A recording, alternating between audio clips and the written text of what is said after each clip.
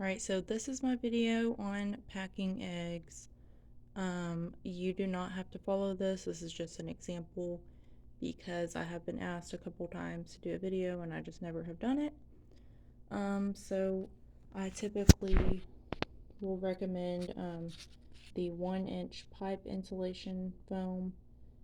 It really helps the eggs during shipping, keeps them from moving, and um, you know, if a box is dropped, it's not gonna shake them up as much as if they were just in cartons, in my opinion. And then I typically use polyfill, a little bit of bubble wrap in the first box because you do want to have, this is one of the most important things to me, you want to have a first layer of a box and then you want to have a second layer box. You want to always double box. I don't care if you're shipping with cartons or not. That to me is just very important. I know a lot of breeders usually do it, but I have gotten eggs. I mean, I've gotten like $150 eggs before, and they've came in wrapped in cartons, and they were only boxed with one layer of a box, and they were very shook up, and they also were cracked. And I just think that, especially if you're expecting your customers to pay that much for eggs, you should take the time into packing your eggs, to where they're not going to break. And just in my opinion, too, I don't mind the pre made foam shippers, but to me, every single time I get eggs shipped in foam shippers, they may not arrive broken, but they have horrible air cells. So, to me, this is the best way I've received eggs and the best way that my customers have received eggs. I'm not saying I'm perfect. It's taken a long time to get to this process. I had to learn from other breeders, but this is just what works best for me. And then, so we will go ahead and start. I'll start showing y'all how I do it. Um, so you'll just cut the insulation, into about the same size pieces. You don't need them to be exactly the same. Obviously, I didn't do a great job this time, but you know what? That doesn't matter as long as the eggs are not sticking out. So when you shove them in, that's all it takes. Literally all it takes. It does not break the egg. It doesn't, it's not hard. You just do it like that. And it's already sealed on this side, so you don't even have to tape it.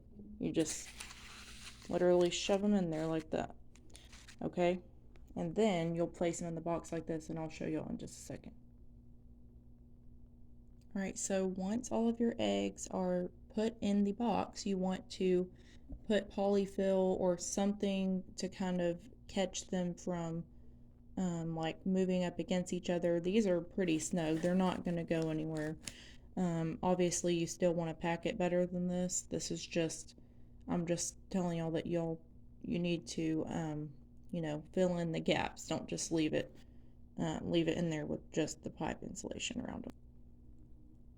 All right, and so you see that I placed this just one layer of bubble wrap on them like this, okay? And yes, I know my nails aren't great, but I do a lot of things outside, and I just don't really care about how my nails look personally. So hopefully it doesn't bother y'all. And now I'm gonna get like a good handful of polyfill, and we're gonna stuff it in there, but not too tight. You want to do it to where the eggs are not going to move, but they're not going to be squished by the polyfill. Now, once you've packed them up, you're going to obviously tape it. This is the first layer of a box. Like I said, definitely recommend double boxing. I don't care how you're packing your eggs. That's just, to me, one of the most important things because it really helps the eggs, especially if they're going through a rough ride on the postal truck or whatever. I'm telling you, it'll help. So, obviously, with this, and sorry, yes, I do have a mess in here. With this, they're not going to really move around that much, but you want to do a second layer just to make it, to where they don't, you don't want your customers to have broken eggs. Nobody likes that. And then, no one really likes loose air cells either. Obviously, it can happen no matter how great you pack your eggs, but if you can prevent it even just a little bit, packing your eggs really well, pointy, you want to pack them pointy end down. I forgot to mention that. So you want the round end to be pointed up, and you want the pointy end of the egg to be pointed down. That's how you always want to pack your eggs. I don't like packing them sideways. That just messes up the air cells a lot. So pointy end down, and if you can get a hold of pipe insulation or pool noodles even, and I can maybe do a video for that as well, then yes, definitely use those things. Alrighty, so once you have your first layer done, you don't have to have like a ginormous box to do this, but I'm just showing you this is how I do mine, just so you know, I make sure that the box has can fit in there well and isn't like right up against the edges. So real quick, I will put stuffing down at the bottom, put the first layer in, and then I'll show y'all what it looks like. See, this is what it looks like with the first layer. In the second layer, obviously you don't want it to be right up against the edges. There's bubble wrap on the bottom, and we will fill the sides so the sides don't move, or it doesn't move up against the sides, sorry. So this is one of the ways I like to pack mine. I just pack them with the air-filled plastic, I guess you could say that's what it's called, or bubble wrap, or just whatever. If you can't do that, then I don't even care if you use grocery bags. Just make it to where, look, this box is not going to really move around. It's not going to hit the sides. It has lots of protection. I'll show you all another thing I like to do to really help make it to where the box doesn't move. But it does cost a little bit more, money to, pay for the pool noodles and use them just for the box to not move around, if that makes sense. So if I have extra pool noodles on hand, I will cut them in half, and then I will kind of like put them on the sides. This is purely for example. Sometimes it looks different. If I have regular foam, I will sometimes just tape it to the side of the box here and here, just so it literally does not, it cannot move, okay? That's what you want. You want it to not be able to move at all. That will help with the air cells so much.